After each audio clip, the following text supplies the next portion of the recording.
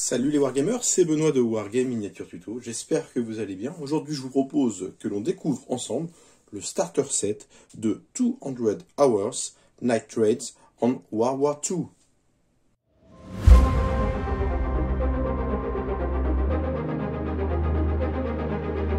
Nous voici donc à l'atelier pour découvrir le contenu de ce très joli starter set qui m'a été envoyé il y a déjà maintenant quelques mois, c'était cet été.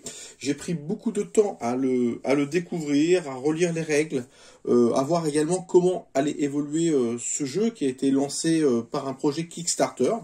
Force est de constater que ça a extrêmement bien fonctionné et que aujourd'hui le jeu s'est très bien développé et qu'il propose même des extensions. La boîte, elle est assez bien fournie, plutôt épaisse comme vous pouvez le constater. Et à l'intérieur ici on peut constater qu'il va déjà y avoir pas mal de figurines, des dés, des tokens, des cartes. Donc ça c'est plutôt une bonne chose. On constatera également qu'il y a eu un beau partenariat de fait avec Wargames Atlantique qui s'occupe des figurines. Donc ça laisse augurer de belles choses. Donc, comme le nom l'indique, Night Trades in World War II, ce sont des raids nocturnes durant la Seconde Guerre mondiale. Donc, il ne s'agit pas d'un jeu d'escarmouche, mais d'un jeu d'infiltration. Ça nous change un petit peu.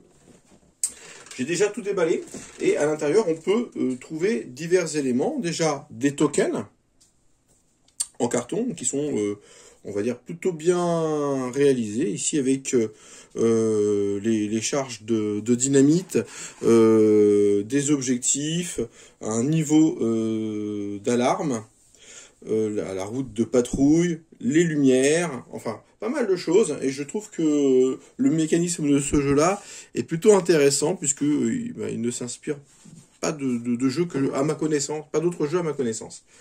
Au niveau des figurines, donc les figurines, ce sont des figurines 28 mm, donc on a déjà les socles qui sont fournis, donc ça c'est déjà une bonne chose.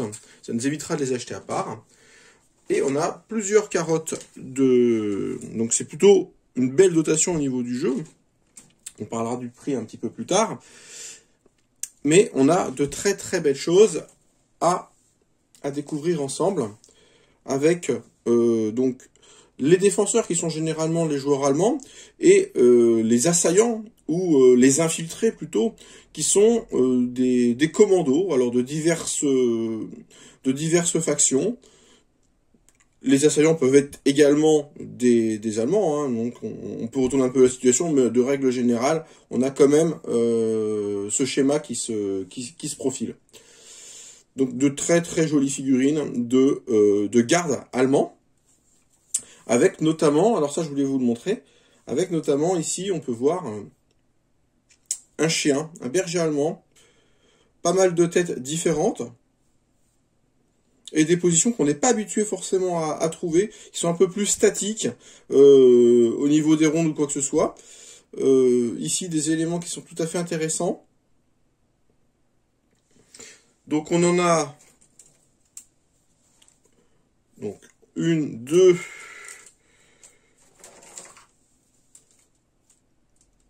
Deux qui sont...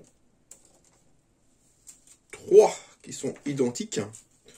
Donc ça c'est plutôt une bonne chose. Donc ça c'est pour les Allemands. Donc plusieurs armements. C'est vraiment très très intéressant au niveau des figurines.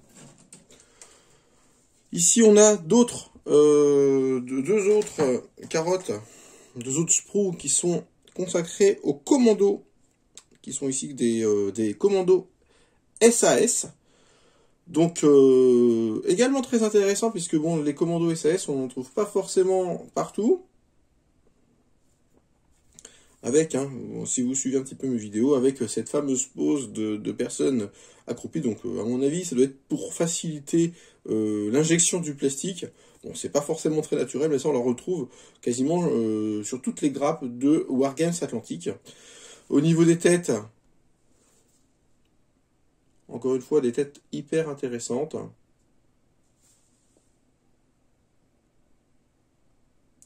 Avec du bonnet. Donc là, on voit l'arrière des têtes.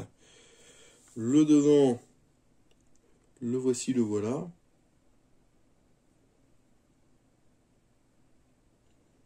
Du béret, du bonnet, un peu plus expressif que d'habitude pour le Wargames, de l'armement à foison, hein, pas mal de choses, des sacs,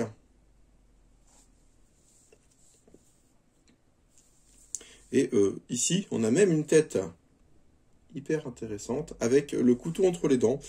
Donc ça c'est vraiment sympa, et on a même des têtes casquées juste à côté, et ça on en a deux, des comme ça, et franchement au niveau figurine c'est tout simplement excellent, rien à dire, pas de flash au niveau du plastique ou quoi que ce soit. Donc là, très franchement, rien que pour les figurines, ça peut valoir le coup parce que elles sont plutôt rares. On peut trouver depuis peu d'ailleurs des figurines de Wargames Atlantique spécifiques au SAS. Alors c'est peut-être les mêmes, j'ai pas eu l'occasion d'examiner ces nouveautés, mais voilà. Ici on a des dés qui sont spécifiques au jeu, hein. C'est plutôt une bonne chose. Et on a également des cartes. Alors, une grosse boîte plastique avec pas grand chose finalement dedans, mais c'est plutôt bien emballé. Et les cartes, vous voyez, je les ai pas encore ouvertes. On va regarder ensemble. Alors, si j'arrive à l'ouvrir. Voilà. Et on a plusieurs niveaux d'alarme. Également des cartes de personnages. Alors, pour vous indiquer un petit peu comment ça fonctionne. Chaque personnage a une carte et des caractéristiques qui sont différentes, avec un nombre de points qui lui est attribué. Donc chaque équipe doit constituer... Alors le jeu il est plutôt simple en réalité, il peut paraître complexe comme ça.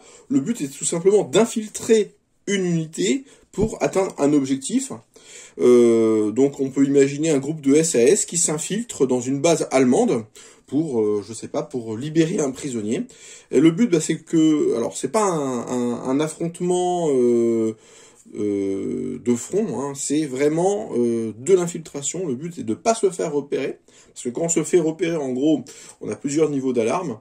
La patrouille se réveille et là, le défenseur peut réagir. Donc tout l'intérêt du défenseur, c'est également de construire des chemins de ronde qui sont plutôt efficaces, d'être assez vigilant, et le rôle de l'assaillant, c'est de s'infiltrer en toute discrétion. Donc là, on est vraiment sur quelque chose qui est un peu plus stratégique, on va dire, que nos jeux traditionnels d'escarmouche. Ici, on a... Alors, tout est en anglais, hein, bien sûr. Mais bon, ça se traduit plutôt facilement. À noter également que Greyforno, c'est la marque qui commercialise ça, a un super site internet qui propose déjà pas mal de téléchargements gratuits, dont des cartes qui sont vierges et qu'on peut personnaliser soi-même. C'est plutôt une bonne chose. Des feuilles de référence. Donc vous voyez, les illustrations, moi j'aime beaucoup, elles sont plutôt bien faites.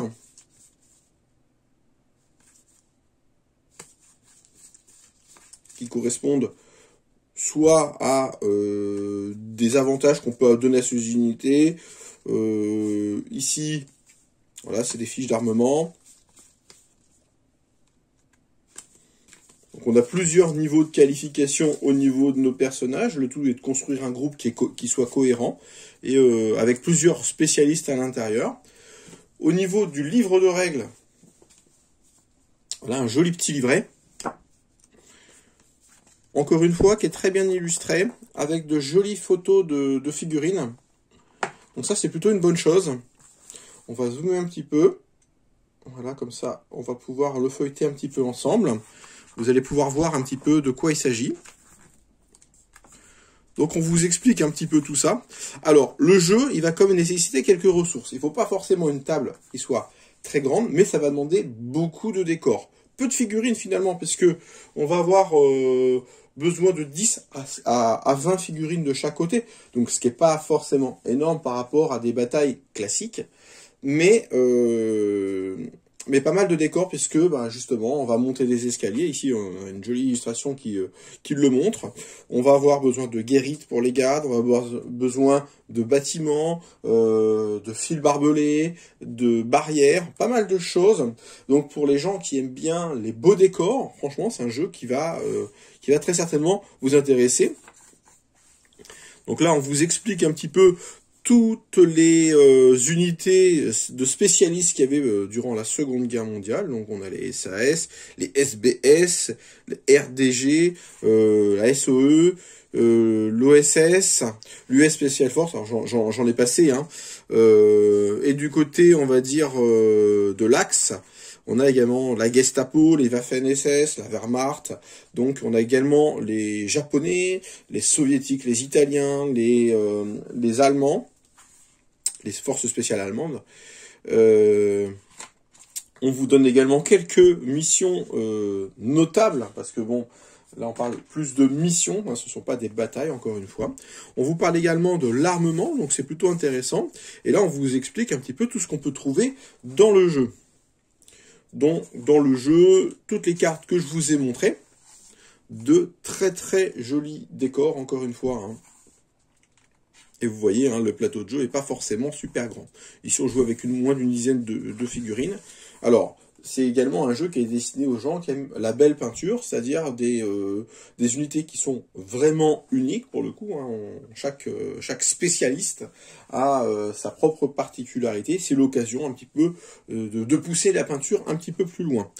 Ici, on nous montre les différents types de combattants, donc un sergent SAS, une troupe SAS, on a également une troupe allemande, un officier allemand, un assassin de la SOE et un maître chien allemand.